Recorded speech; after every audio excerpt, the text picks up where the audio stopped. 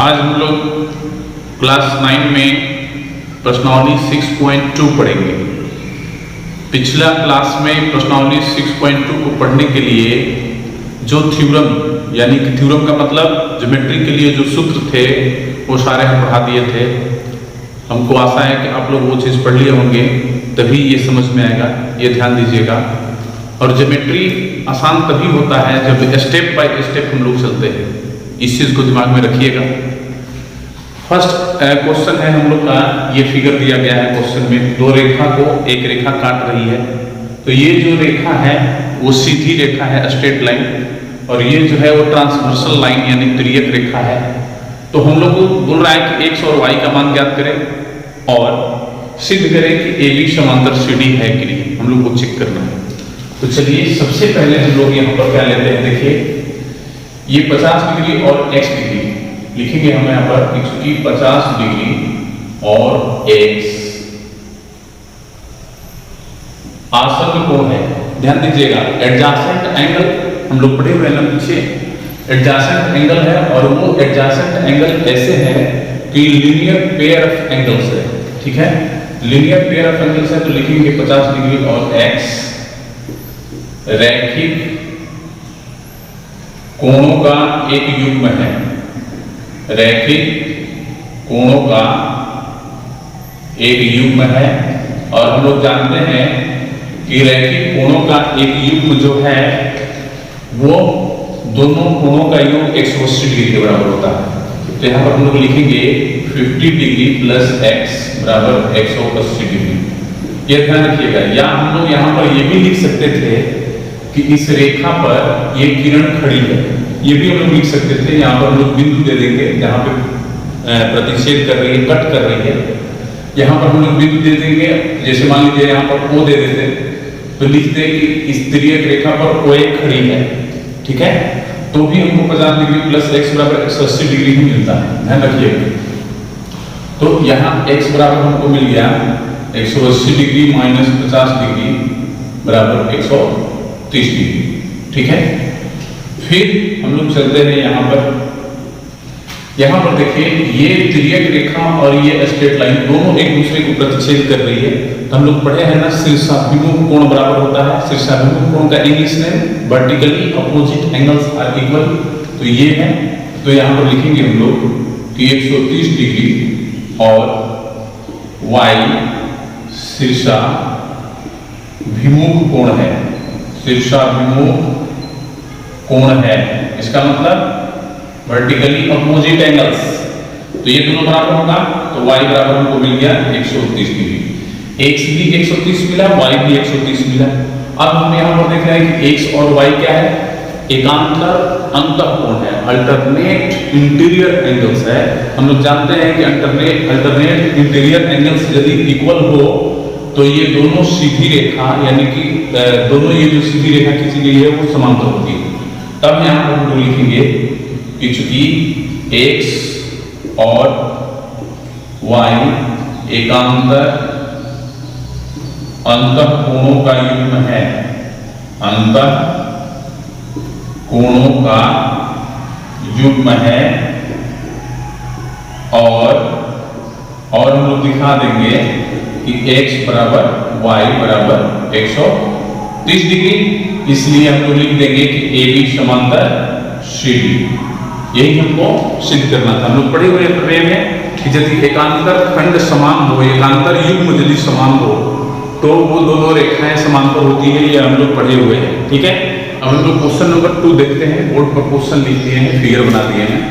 यहाँ पर दिया है कि AB समांतर CD, ये जो रेखा है वो इसके समांतर है, पैरेलल है। CD समांतर EF, CD जो है वो EF के समांतर है। इसका मतलब कि AB और EF दोनों CD के समांतर है।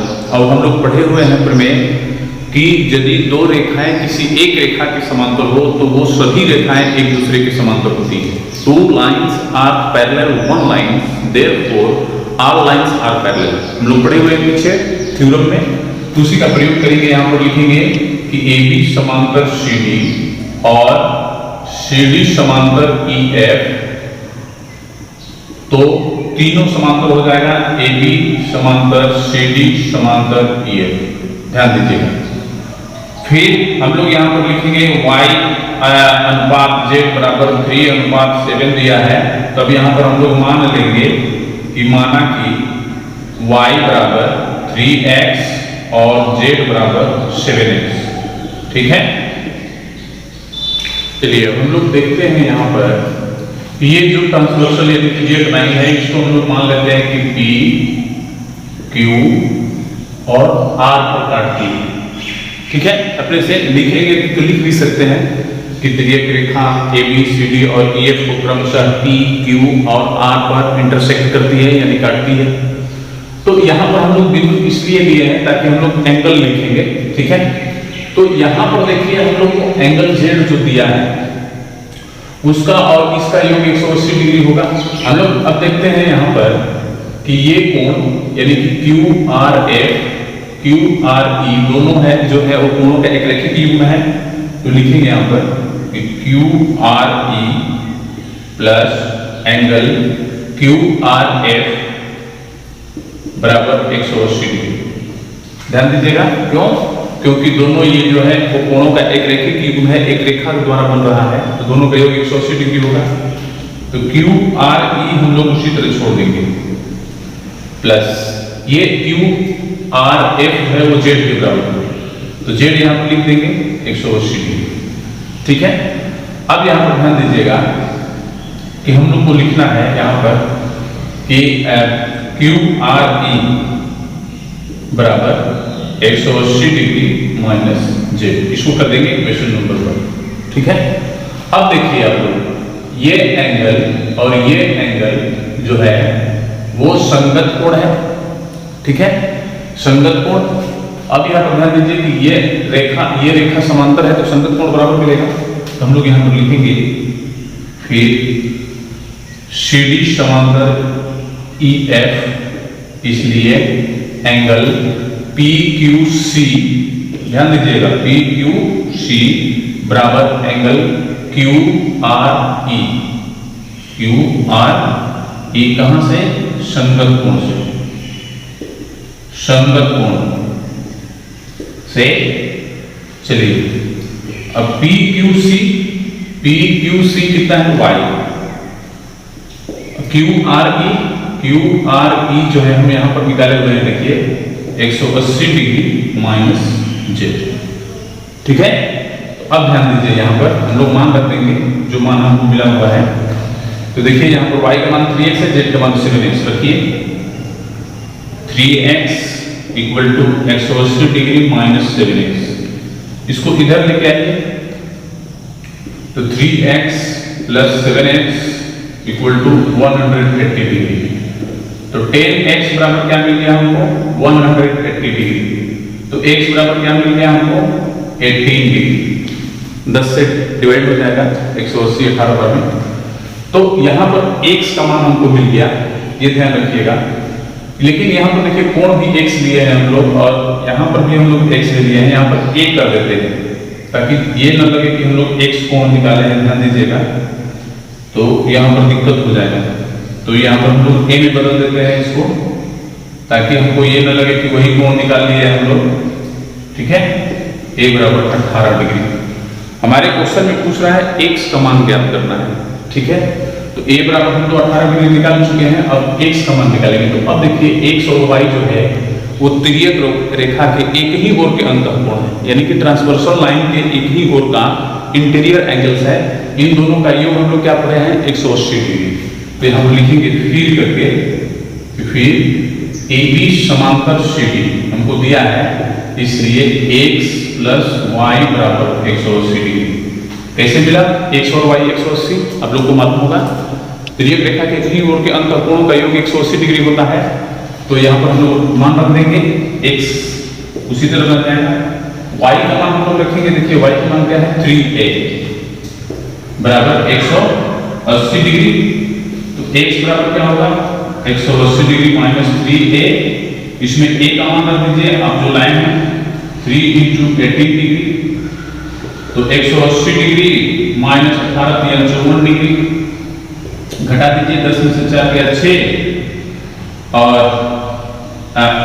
17 में से 5 गया 12, यानी 126 डिग्री आपका x का मान मिलेगा। ठीक है, यानी कि x कोण जो निकालने को बोल रहा है 126 डिग्री। यदि y और z निकालने को बोला होता तो y z तो आप लोग निकाल ही चुके हैं। a बराबर 18 है तो a का मान यहाँ पे रख दीजिएगा तो 54 डिग्री, इसमें a का मान रख दीजिएगा 18 डिग्री, 7 से मल्टीप्लाई कर लीजिए, वही आपका आंसर होगा। फिर नंबर 3 देखते हैं। इसमें एक फिगर दिया है और प्रश्न में दिया है कि AP जो है वो CD के पैरेलल है, समांतर है।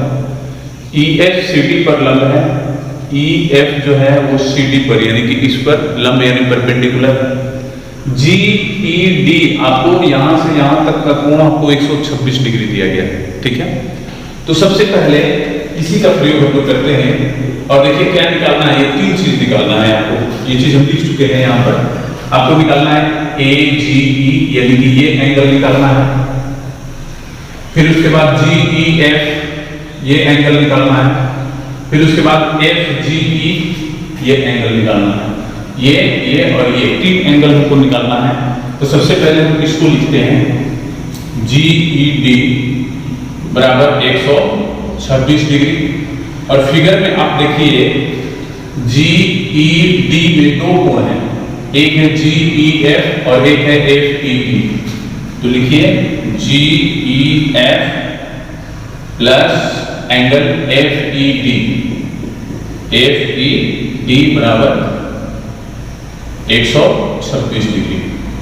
अब ध्यान दीजिएगा यहाँ पर GEF तो उसी तरह छोड़ देंगे, लेकिन FED जो है वो देख रहे हैं आप लोग यहाँ पर 90 डिग्री का कोण है, क्योंकि यहाँ पर दिया भी गया है ये समांतर CD।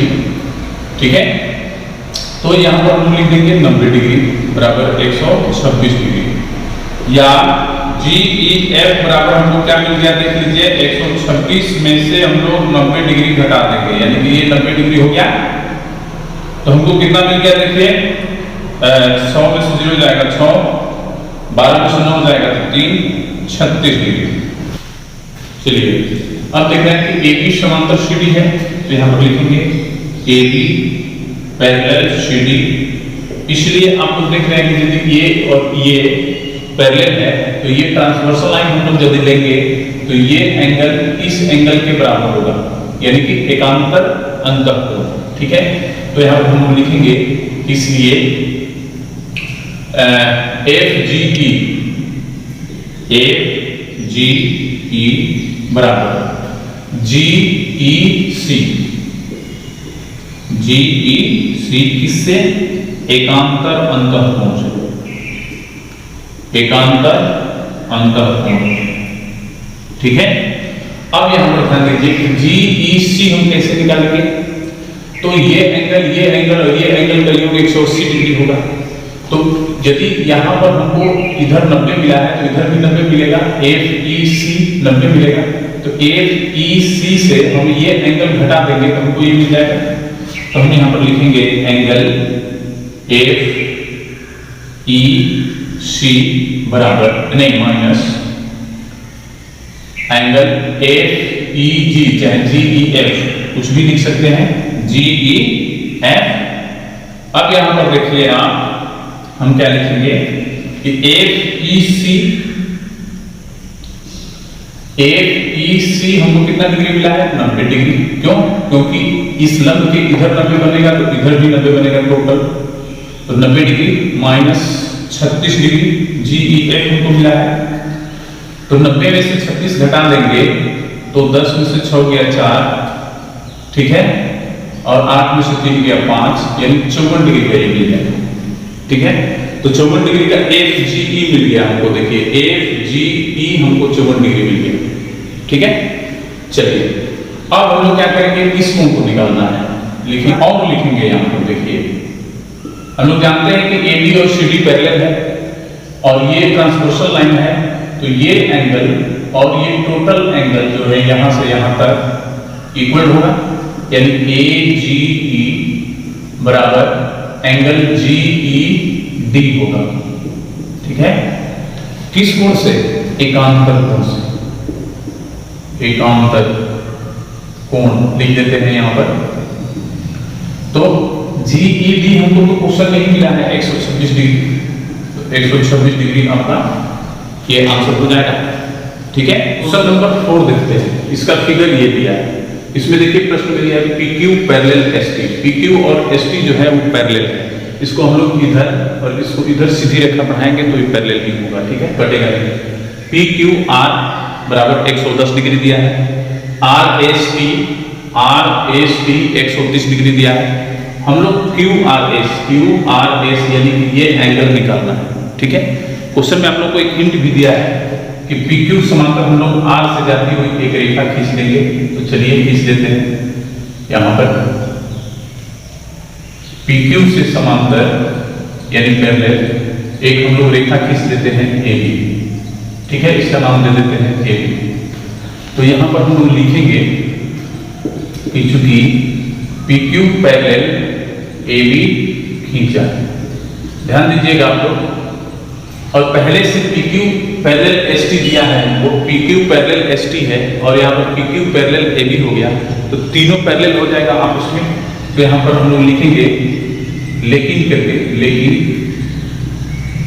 PQ पैरेलल है ST के, इसलिए हम लोग यहाँ पर लिख देंगे कि PQ parallel ST parallel AB, यानी कि ये और ये तीनों जो होगा वो पैरेलल होगा, ठीक है। चलिए अब हम लोग क्या करते हैं, तो देखिए ये और ये पैरेलल है, ये ट्रांसवर्सल लाइन हो गया यानी तिर्यक रेखा। तो यहाँ पर हम लोग लिखेंगे कि चूंकि PQ और PQ समांतर लिख दीजिए पैरेलल AB और QR तिर्यक रेखा है, तिर्यक रेखा है, ठीक है। तो हम लोग को क्या मिलेगा, इसलिए PQR प्लस QRA बराबर 180 डिग्री, 180 डिग्री, क्योंकि ये तिर्यक रेखा के एक ही ओर के अंतःकोण है तो दोनों का योग 180 होगा। तो PQR हमको मिला है 110 डिग्री, QRA हमको नहीं मिला है, तो इसी को हम लोग निकालेंगे। तो QRA बराबर देखिए क्या मिल गया, 180 डिग्री माइनस 110 डिग्री बराबर 70 डिग्री। फिर हम लोग यहाँ पर लिखेंगे इसी टाइप से, क्या लिखेंगे देखिए कि ST समांतर AB है, तो लिखेंगे ST पैरेलल AB और यहाँ पर हम लोग दूसरी तिर्यक रेखा लेंगे।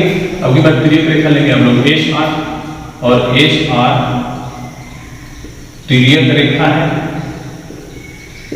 ठीक है। तो इस स्थिति में क्या मिलेगा, इस तिर्यक रेखा के एक ही ओर के अंतःकोण ये और ये दोनों का योग 180 होगा।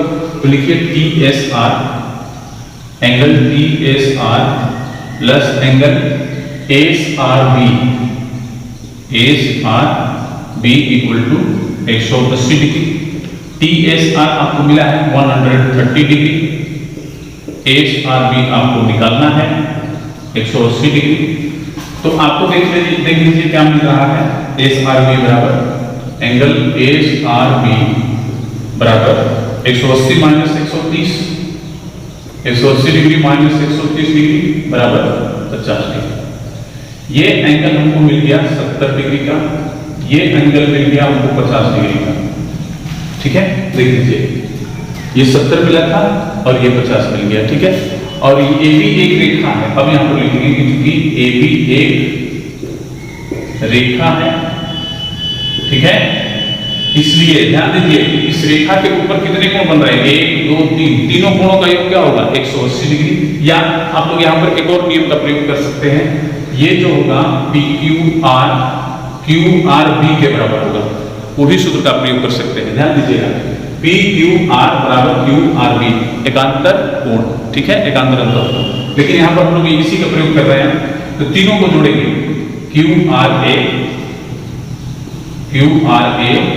प्लस QRS प्लस SRB बराबर 180 डिग्री। मान रख दीजिए QRA का मान हमको 70 मिला है, QRS हमको निकालना है, SRB का मान हमको देखिए क्या मिला है 50 डिग्री बराबर 180 डिग्री।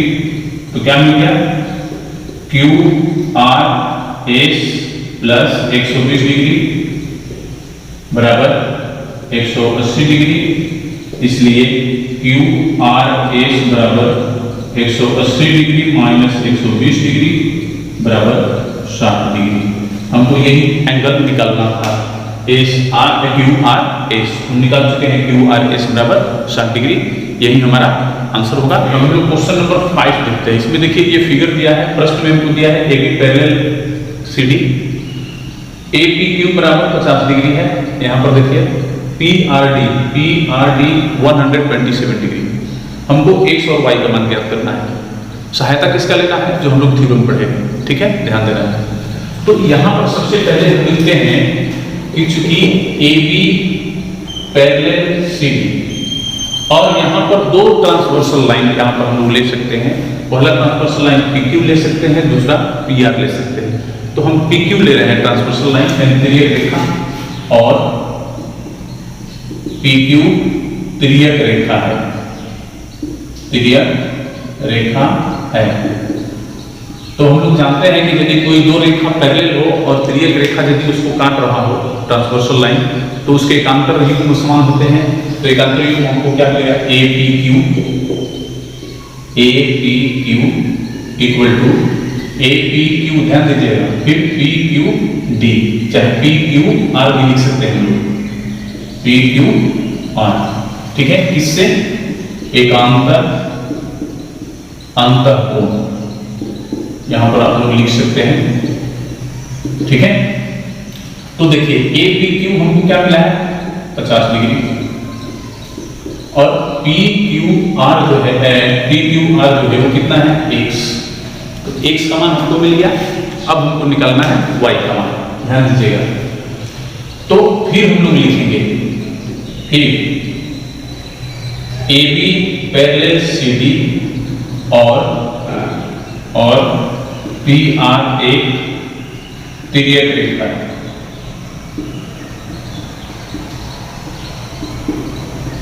ठीक है। इसलिए हम लोग क्या लिखेंगे यहाँ पर, ध्यान दीजिएगा, पी आर की तिर्यक रेखा लिए हैं, तो A P R angle A P R equal to angle P R D, angle P R D किससे? एकांतर अंतःकोण, एकांतर अंतःकोण, ठीक है।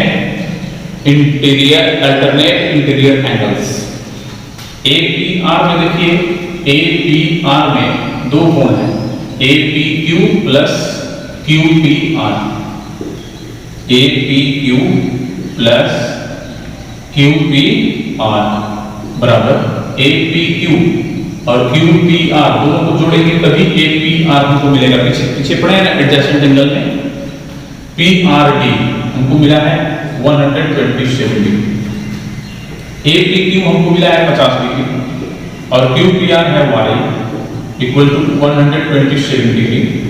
तो y बराबर हमको क्या मिल गया? 127 डिग्री माइनस 50 डिग्री बराबर घटाइए, 7 में से 0 गया 7, 12 से 5 गया 7, यानी 77 डिग्री हमको मिलेगा y, ठीक है। यही हमारा आंसर होगा। हम लोग देखते हैं क्वेश्चन नंबर 6। देखिए यहाँ पर दो दर्पण दिए गए हैं PQ और RS। यहाँ पर लिखा गया है कि PQ और RS जो है एक दूसरे के समांतर है, यानी कि ये और ये हमको पैरेलल दिया है। क्वेश्चन में दिया है कि कोई किरण A से चलकर दर्पण के बिंदु B से तक जाकर परावर्तित हो जाती है और फिर दर्पण RS के बिंदु C से परावर्तित होकर D से होकर जाती है, ठीक है। यहाँ पर हमको दर्शाना है AB समांतर CD, ये हमको सिद्ध करना है, ठीक है। तो अब ध्यान दीजिए कि इसको यदि सिद्ध करेंगे पैरेलल, तो क्या करना पड़ेगा हमको? ये ट्रांसवर्सल लाइन मान लेंगे इसके लिए। तो ये टोटल एंगल, इस टोटल एंगल के यदि हम बराबर मान लेते हैं, बराबर आ जाएगा, मान नहीं लेते हैं, बराबर आ जाएगा, तो AB पैरेलल CD हो जाएगा, ठीक है। इसके लिए हम लोग दर्पण सूत्र का प्रयोग करेंगे। तो यहाँ पर हम लोग क्या करेंगे? अभिलंब खींचेंगे एक, यहाँ पर एक अभिलंब खींच देंगे, इसका नाम दे देंगे PB, और यहाँ पर भी एक अभिलंब खींच देंगे, इसका नाम दे देंगे QC, ठीक है। अब यहाँ पर ध्यान दीजिएगा कि इसको एंगल हम 1 मान लेते हैं, इसको एंगल 2, इसको एंगल 3 मान लेते हैं, इसको एंगल 4। ठीक है, तो यहां पर हम लोग लिखेंगे कि चूंकि PB लंब PQ, PQ है ना, तो यहाँ पर कोई दूसरा नाम दे दीजिए, M कर दीजिए और इसको M कर दीजिए, तो MB हो जाएगा, MB पैरेलल PQ और NC परपेंडिकुलर किसको, RS खींचा। और हम लोग पढ़े हैं ना कि आपतन कोण परावर्तन कोण के बराबर होता है। आपतन कोण कहाँ बनता है, अभिलंब पर देखिए, आपतन कोण ये हो गया ABM आपतन कोण, ये परावर्तन कोण हो गया MBC। ठीक है, तो हम लोग लिखेंगे कि चूंकि दर्पण सूत्र से आपतन कोण बराबर आपतन कोण बराबर परावर्तन कोण। ठीक है, परावर्तन कोण। ठीक है, तो आपतन कोण के मतलब एंगल 1 और परावर्तन कोण के मतलब एंगल 2। इसको कर देंगे 1 और इसी प्रकार हम लिख देंगे दूसरा वाला में भी यही लागू होगा। यहां पर भी आपतन कोण 3 है, परावर्तन 4 है, एंगल 3 इक्वल टू एंगल 4। इसको कर देंगे इक्वेशन नंबर 2। ठीक है, तो एक चीज और देखेंगे, यहाँ पर जो हम लोग MP और NC जो लंब खींचे हैं, ये भी किसी समांतर रेखा पर यदि लंब खींची जाती है तो वो भी समांतर होती है। तो यहाँ पर हम लोग फिर लिखेंगे ये और ये समांतर है, तिर्यक रेखा हम लोग क्या ले रहे हैं, BC। पहले लिख भी देंगे हम लोग कि चूंकि MB लंब है PQ पर तथा ध्यान दीजिएगा NC लंब है RS पर, तो BM समांतर हो जाएगा NC के। ठीक है, ये और ये समांतर हो जाएगा, तो ये तिर्यक लाइन हुआ। तब यहाँ पर लिखेंगे कि चूंकि BM पैरेलल NC और BC एक तिर्यक रेखा है, एक तिर्यक रेखा है। ठीक है, इसलिए एंगल 2 इक्वल टू एंगल 3 मिलेगा।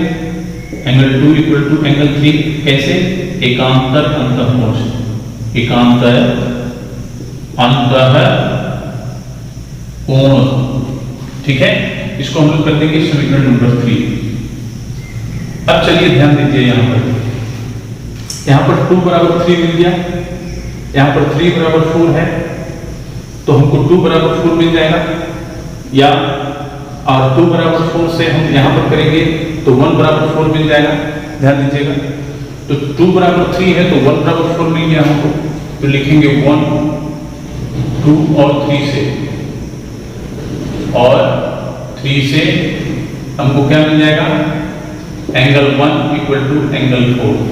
ध्यान दीजिएगा, इसमें दोनों यदि 2 से गुणा कर देते हैं तो 2 एंगल 1 इक्वल टू 2 एंगल 4 हो जाएगा।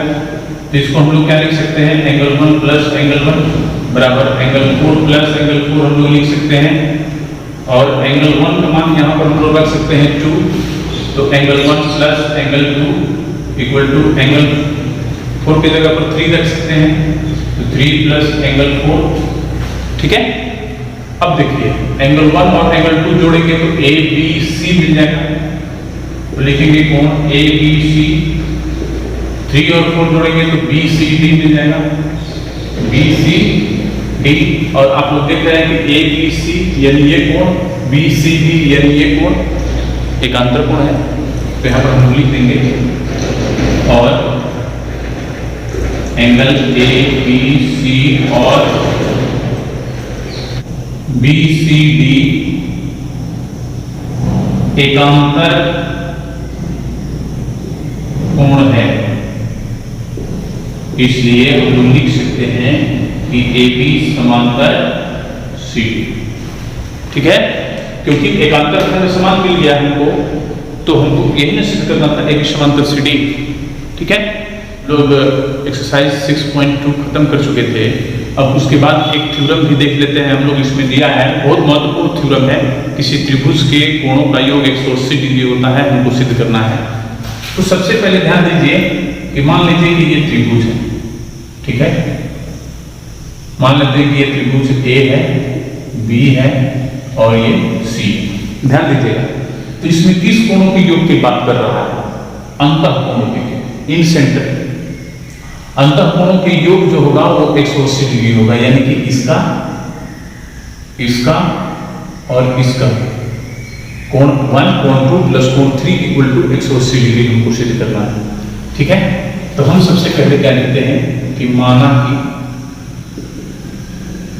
ए बी सी एक त्रिभुज है, ठीक है। और हमें क्या सिद्ध करना है? तो लिख देंगे हमें सिद्ध करना है। क्या सिद्ध करना है वो हम लोग यहां पर लिख देंगे, angle 1 plus angle 2 plus angle 3 equal to 180 degree. या इसका एंगल का नाम भी लिख सकते हैं। वन का क्या नाम लिखिएगा?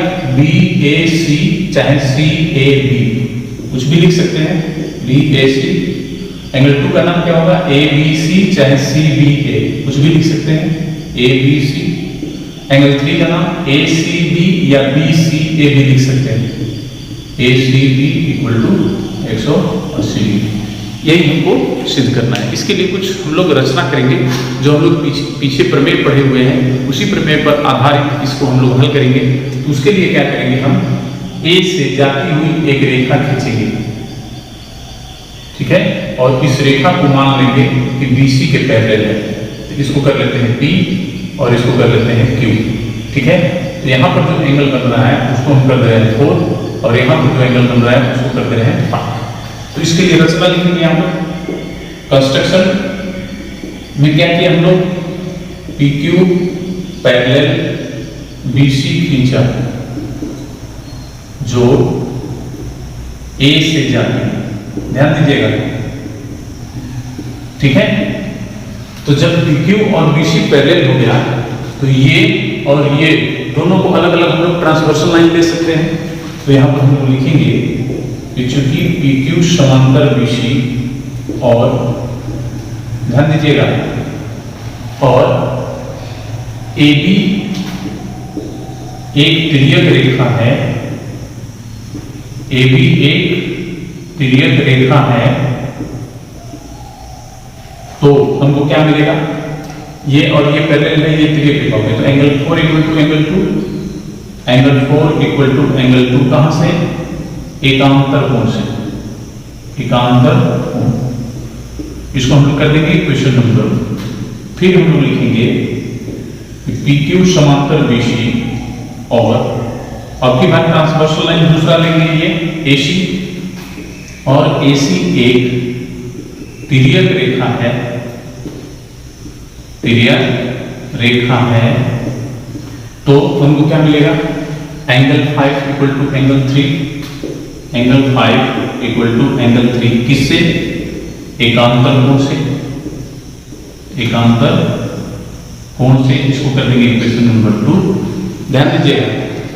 फिर उसके बाद हम देखिए यहाँ पर क्या लिखते हैं कि चूंकि, और लिख करके लिखेंगे कि चूंकि PQ एक रेखा है, PQ एक रेखा है, तो ध्यान दीजिए कि PQ रेखा द्वारा ये कोण, ये कोण, ये कोण, 3 कोण बन रहा है। तो तीनों कोणों का योग कितना होगा? 180 डिग्री। तो क्या लिखिएगा? Angle 4 plus angle 1 plus angle 5 equal to 180 degree, ठीक है। अब उसमें ये मान हम लोग रखेंगे, 4 की जगह 2 रख देंगे, 5 की जगह 3 रख देंगे। तो चलिए लिखिए 4 की जगह 2, 1 को उसी तरह छोड़ दीजिए, 5 की जगह 3 इक्वल टू क्या मिल गया? 180 डिग्री। इसको सजा के लिख दीजिए, तो angle 1 plus angle 2 plus angle 3 equal to 180 degree. यही हमको सिद्ध करना था। Angle 1, angle 2, angle 3 equal to 180 degree हमको यही सिद्ध करना था। हम लोग सिद्ध कर चुके हैं। आप लोग को हमको लगता है कि समझ में जरूर आया होगा कि त्रिभुज के तीनों कोणों का योग 180 डिग्री कैसे होता है, ठीक है। तो हम लोग अब इसमें एक और प्रमेय बचा हुआ है, ये प्रमेय 6.7 था। एक और प्रमेय है 6.8, उसको हम लोग अगले क्लास में देखेंगे। आज इतना ही, धन्यवाद।